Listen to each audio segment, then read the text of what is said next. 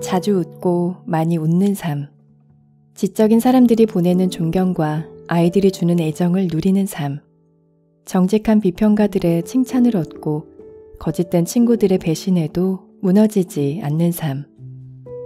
아름다움을 알고 다른 이의 장점을 발견하며 건강한 아이를 낳든 텃밭을 가꾸든 사회적 조건을 향상하든 세상을 좀 더 나은 곳으로 만들고 가는 삶.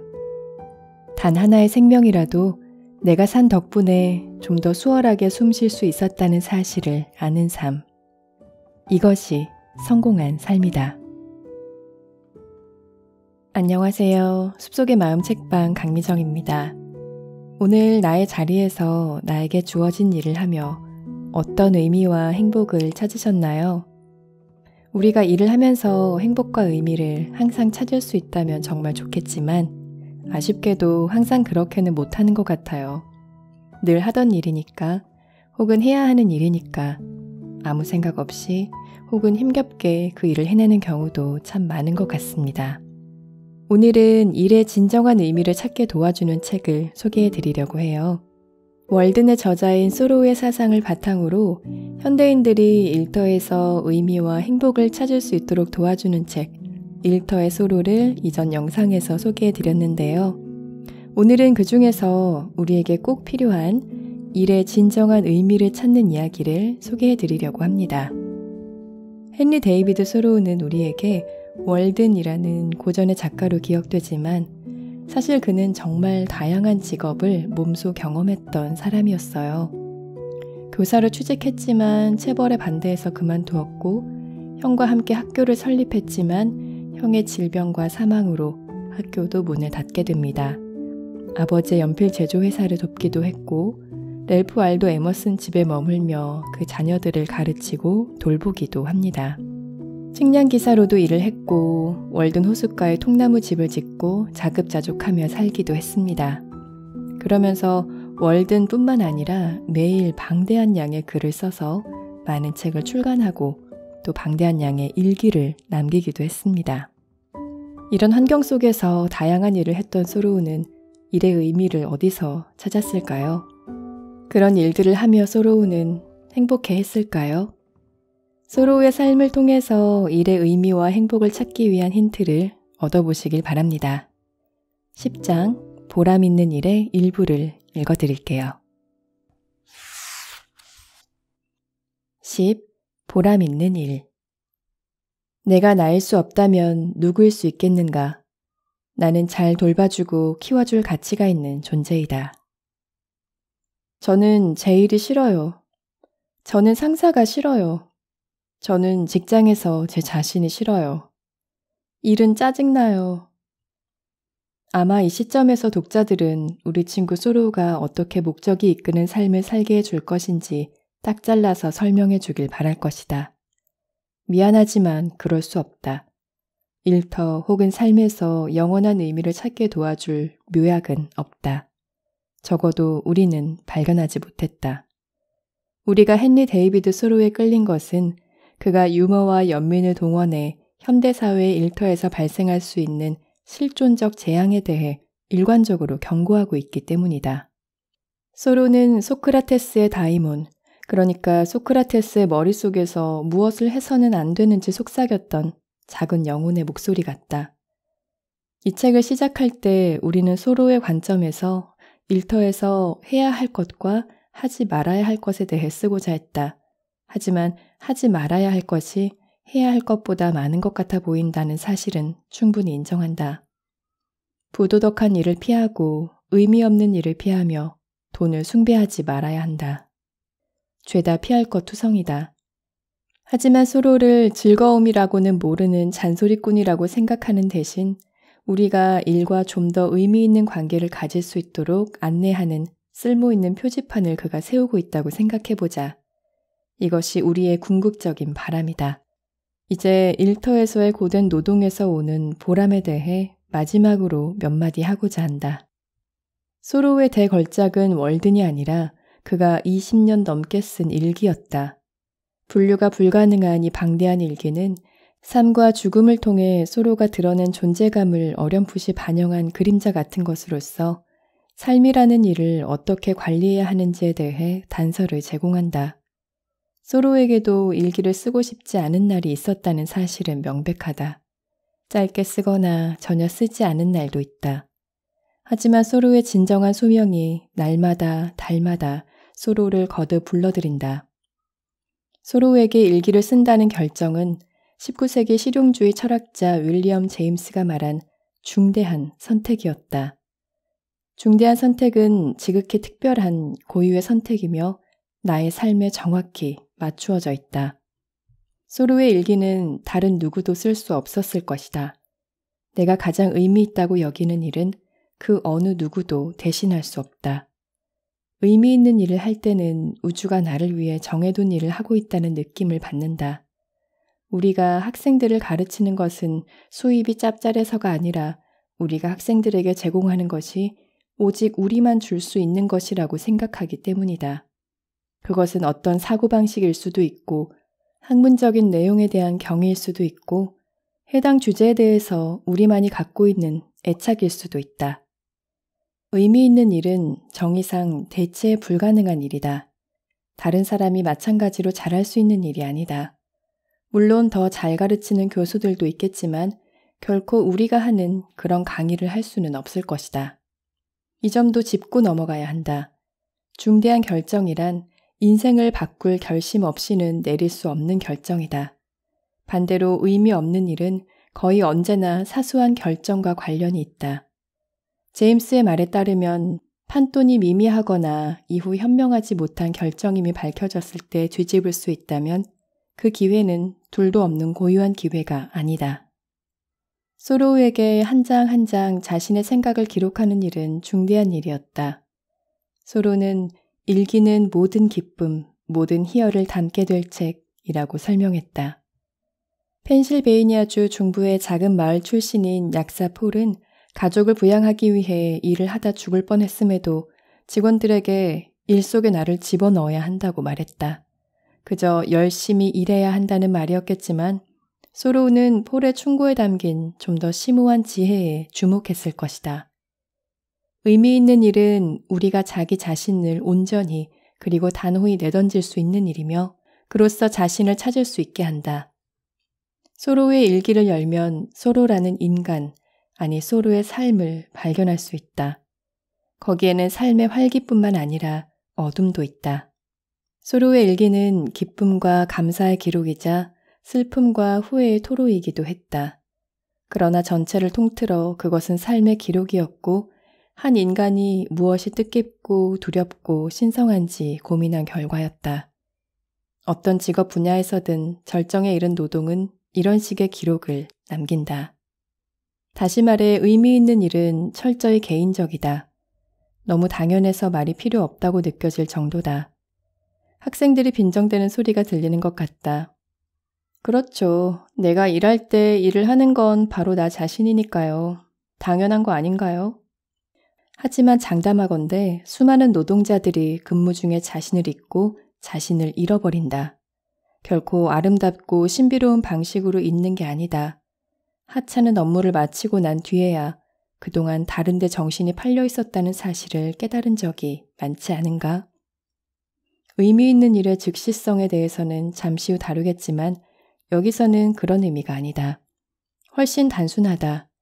의미 있는 일을 선택하는 것은 이를 자신의 표현 수단으로 본다는 것이다.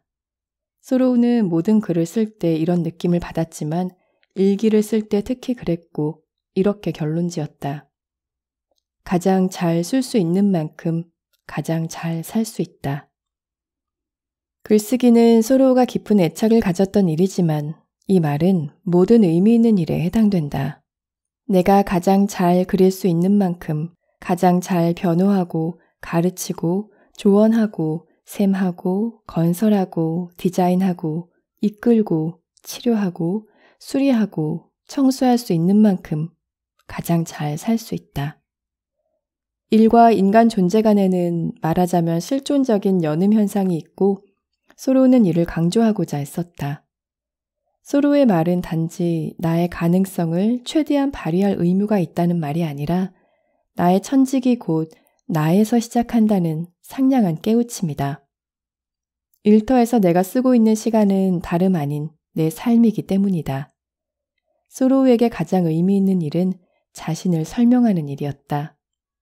1857년 10월 21일 소로우는 일기에 이렇게 적었다. 시인은 결국 자서전을 쓰게 되어 있지 않을까? 좋은 일기를 쓰는 것만큼 중요한 일이 있을까? 우리는 시인의 상상 속의 영웅이 아닌 현실 속의 영웅인 시인 그 자신이 어떻게 일상을 살아갔는지 알고 싶어 한다. 다시 소로우의 지필용 책상으로 돌아가 보자. 제롬 로렌스와 로버트 E. 리가 공동 집필한 희곡 소로우가 감옥에서 보낸 하룻밤 속의 인물 소로우는 그를 취조하는 베일리에게 이렇게 말한다. 이름을 쓰면 문장을 쓰게 됩니다. 그러다 보면 단락이 만들어지고 또 그러다 보면 책을 쓰게 됩니다. 그러다 보면 그쪽도 나처럼 곤란한 지경에 이르게 될 겁니다. 아주 진지하면서도 유머러스한 이 대사를 실존 인물 소로우가 들었다면 높이 평가했을 것이다. 모든 의미 있는 업무는 비유적으로 혹은 글자대로 그 업무의 입구에 자기 이름을 적는 데서 시작한다. 그렇게 자기 것으로 만든 뒤 다음 입구로 걸어 들어가거나 뛰어 들어가거나 달려서 혹은 우당탕탕 거리며 들어가는 것이다. 소로는 온갖 잡다한 일과 직무를 수도 없이 맡았지만 매번 조용하고 고집스럽게 이 일은 내 일이다. 이 일은 나 자신의 일이다. 라고 거의 기도에 가까운 주문을 외운 듯 했다. 삶이라는 일에 대해 주인의식을 가지는 것은 쉬워 보일지 몰라도 자본주의 사회 속의 지겨운 일상에서는 결코 그렇지 않다. 그 어려움은 매사추세츠주 로렌스의 대형 건축 자재 매장에서 일하는 22세 크레그의 말에서 뚜렷하게 드러난다. 약에 취한 상태로 회사에 가요. 그렇게 하면 훨씬 견딜만 해요. 그러면 거기 있어도 있는 것 같지가 않아요. 아무도 눈치채거나 상관하지 않아요. 일은 그냥 해야 하니까 하는 거죠. 2주 후 크레그는 직장을 그만두었다. 에머슨의 자립을 배우고 익히던 소로우는 우리가 이 세상에서 일할 수 있는 시간이 매우 제한적이기 때문에 날마다 최선을 다해서 노력하고 자신을 표현해야 한다고 생각했다. 월든의 시작에서 소로우는 책에서 나는 이라는 말이 생략되는 경우가 많지만 이 책에서는 생략하지 않을 것이라고 한다. 월드는 자기를 의식하는 사적인 글이며 1인칭으로 서술돼 있다. 내가 중요하다는 사실을 당시의 문화, 우리의 문화 속에서 일깨워주고자 했기 때문이다. 나는 일한다에서 나는이 중요하다. 소로우는 첫 번째 책 콩코드와 메리맥강에서의 일주일에서 수사적인 질문을 던진다.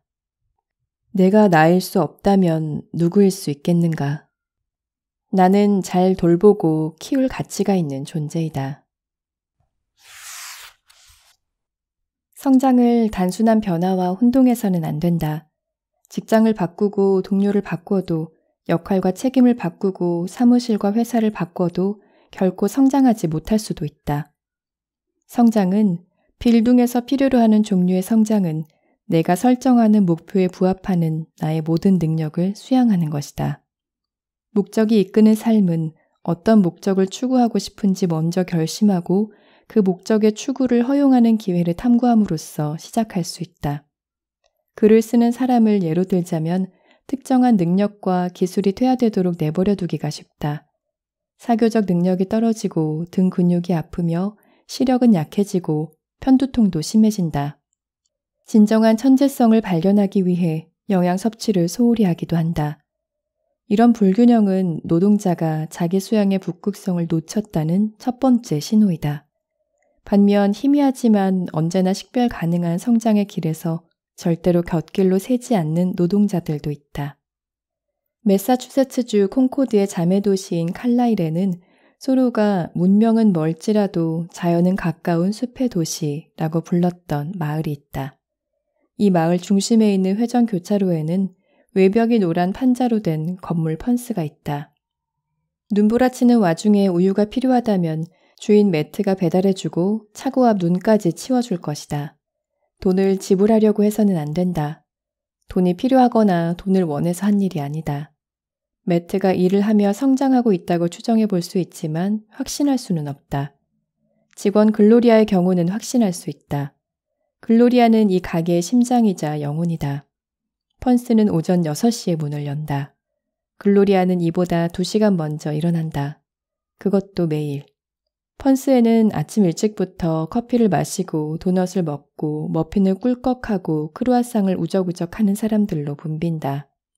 글로리아는 그 사람들 모두에게 먹을 것과 마실 것을 준다.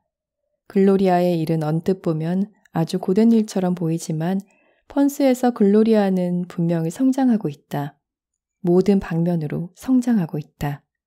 글로리아는 어느 날 아침 이렇게 얘기했다. 여기 오는 사람들이 좋아요. 손님이 별로 없을 때는 책을 읽을 수도 있어요.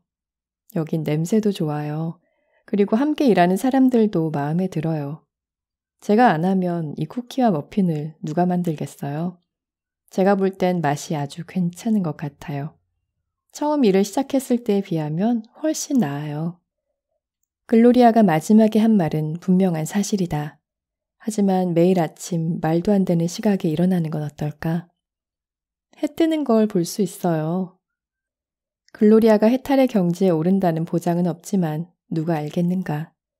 노동으로 힘겹게 삶을 살아내는 인간이 이룰 수 있는 최고의 경지는 이 정도일지 모른다. 소로가 월든의 마지막에 썼듯이 우리는 언제나 눈을 뜨고 새벽을 맞이해야 한다. 새벽은 분명히 오기 때문이다. 그 새벽은 실제로 일출의 형태로 올 수도 있고 새로운 손님의 인사로 올 수도 있으며 구워지는 빵의 향기로 올 수도 있다. 오늘날 소로적인 노동자는 많을 테지만 가슴 아프게도 우리가 아는 사람 중에는 별로 없고 글로리아 같은 사람만 떠오른다. 또 한 사람이 있다면 더글러스 랜드 앤더슨이다. 학생들이 닥터 A라고 불렀던 앤더슨은 철학 교수였고 돈에 대한 집착이 심한 시대였던 1980년대에 헨리 데이비드 소로에 대한 기억이 사라지지 않게 애쓴 몇 안 되는 학자였다. 하지만 이것이 앤더슨을 소로적인 노동자로 만든 것은 아니다. 앤더슨의 삶이 소로우의 삶과 닮아 있다면 그가 가죽 공장에서 일하면서 손으로 가죽을 벗기고 말리고 무드질했기 때문일 것이다. 앤더슨은 공장에서 받은 보잘것없는 급여를 가지고 뉴햄프셔주 남부의 작은 마을을 전전하며 삶의 필수적인 것들을 최대한 확보했다. 가죽 공장에서 시작해 배관공을 거쳐 건설업에 종사하다가 글을 쓰고 학생들을 가르쳤으며 마지막에는 다시 글쓰기로 돌아왔다. 알고 보면 평생 글을 썼다.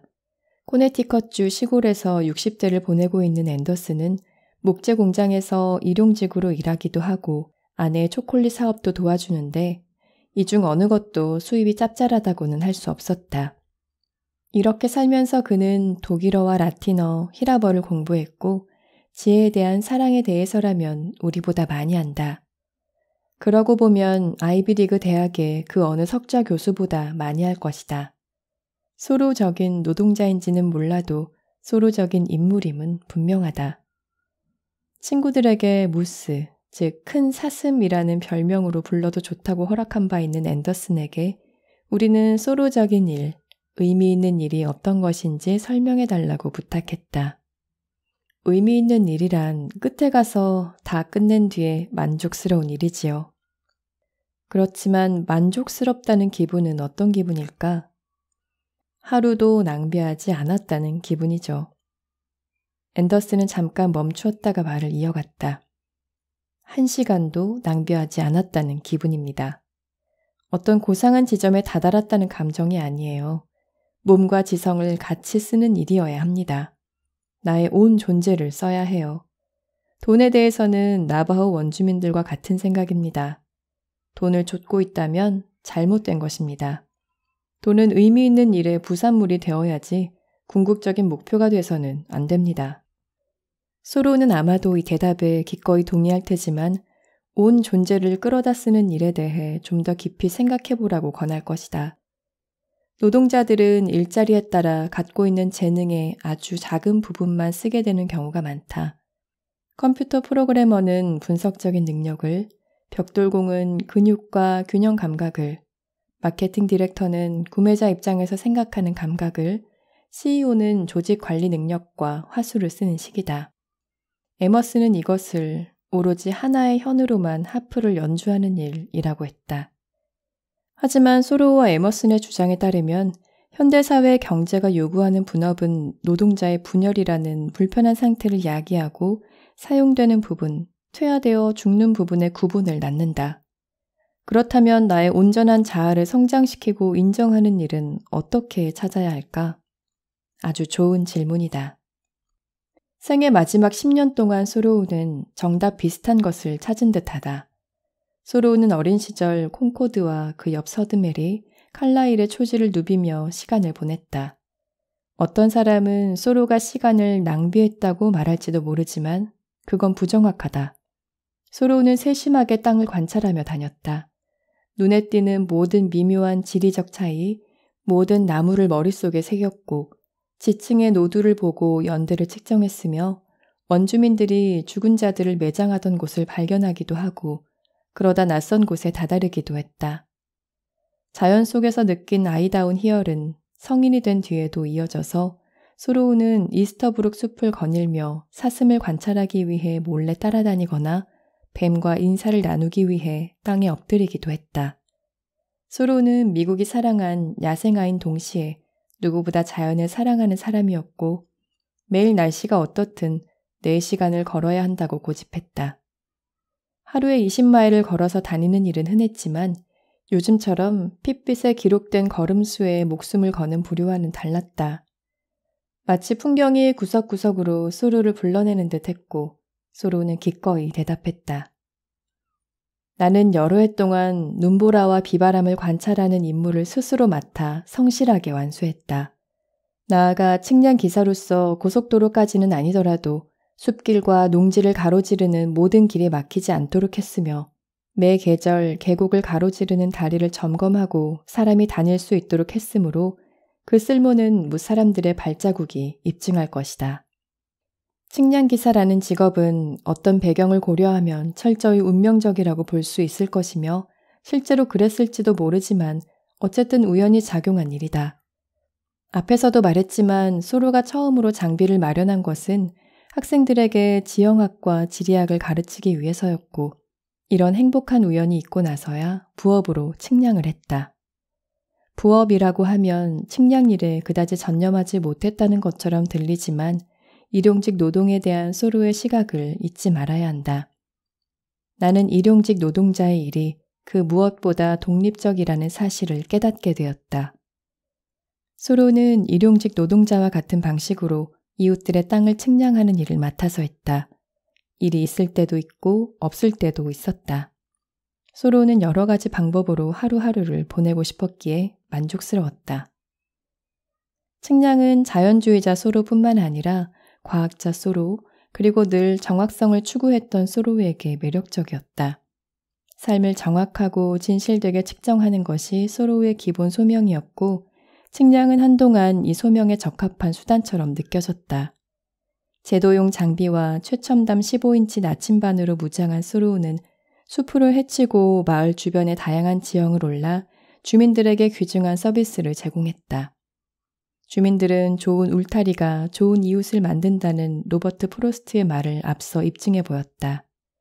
소로우가 세심하게 제작한 지도는 아직도 남아있으며 정교한 현대적 기술 기준으로 봐도 손색이 없다. 측량을 하면서 소로우는 모든 각도, 모든 자연적인 경사도, 모든 규모, 깊이와 길이를 눈에 담을 수 있었다. 이것은 소로우가, 소로우의 온전한 자아가 하려고 태어난 일이었다.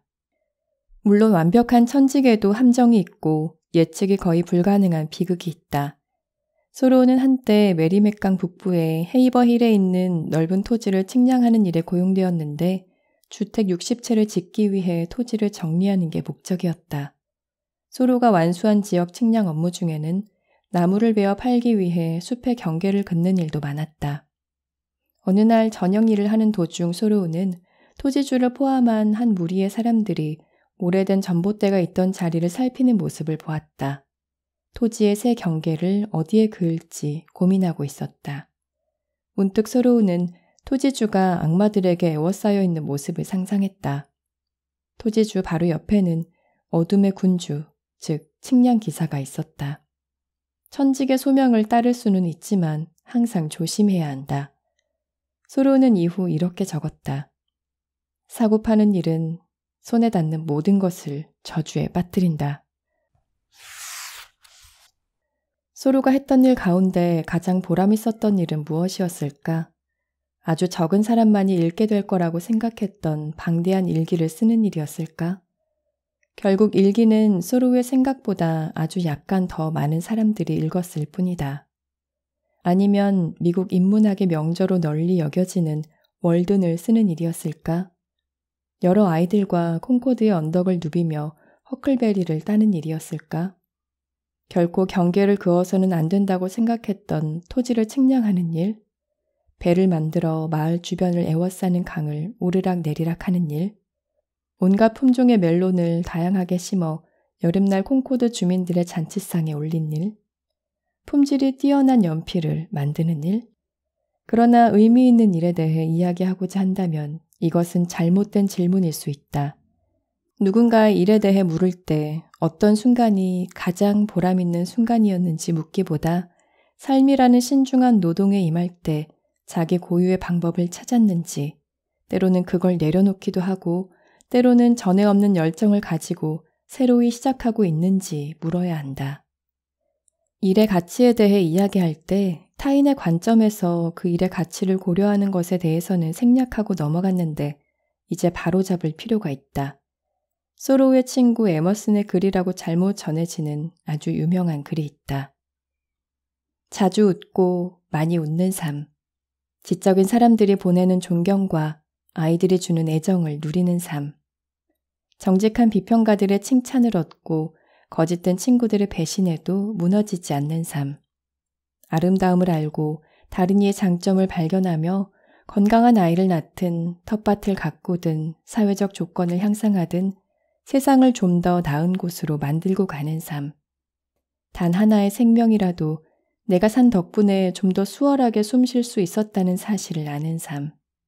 이것이 성공한 삶이다. 많은 사람들이 이런 생각을 갖고 있으면 좋겠지만 이 글은 무엇보다 헨리 데이비드 소로우의 삶과 일을 놀라울 만큼 정확하게 서술하고 있다. 19세기 콩코드에서 소로우를 제외하고 이런 전인적인 의미에서 성공했다고 말할 수 있는 사람은 매우 드물었다. 성공이 특별히 보람 있는 일 한 가지에서 오지 않는다는 사실에 주목하자. 지적인 사람들이 보내는 존경 혹은 아이들이 주는 애정이 아니다. 내가 정한 시간에 이 모든 걸 해야 하지만 너무 미루어도 안 된다. 냉소적인 은둔자라는 평판이 있었지만 소로우는 기쁨과 사랑을 모르지 않았다. 작은 기쁨을 위해 위반할 수 없을 만큼 강력한 법은 없는 법이다. 1853년 소로우는 이렇게 고집했다. 책도 슬픈 기억도 톱질도 법 공부도 덮어두자.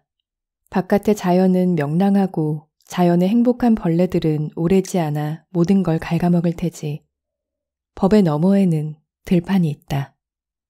소로우는 에머슨 집안의 어린이들을 데리고 어린 시절을 뉴 잉글랜드의 덤불 사이를 딸기밭을 헤쳐나갔고 그 노력은 깊은 애정으로 보답받았다.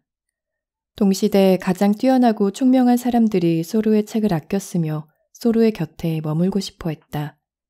에머슨은 종종 소로를 무시하고 냉랭하게 대했지만 소로는 용서했다. 처음부터 끝까지 소로의 생애는 아름다움에 대한 이해를 바탕으로 구축되어 있었다. 1840년에는 이렇게 썼다. 아름다움은 그것이 인식되는 곳에 있다. 1855년에는 이렇게 썼다. 올바른 관점에서 보면 모든 비바람과 그 안의 모든 빗방울에는 무지개가 있다. 소로우는 친구가 없는 사람들과 친구가 되었다. 이스터브룩 숲에 살았던 이웃 페레즈 블러드도 그런 사람이었다. 또한 소로우는 지하철도 운동을 통해 아프리카계 미국인들을 도왔으며 그들이 해방되어야 한다고 믿었다. 정원을 수없이 많이 가꾸었고 그 과정에서 자신도 가꾸었다. 시대가 입막음하려고 했던 해방, 평등, 자립, 겸손을 위해 목소리를 냈다.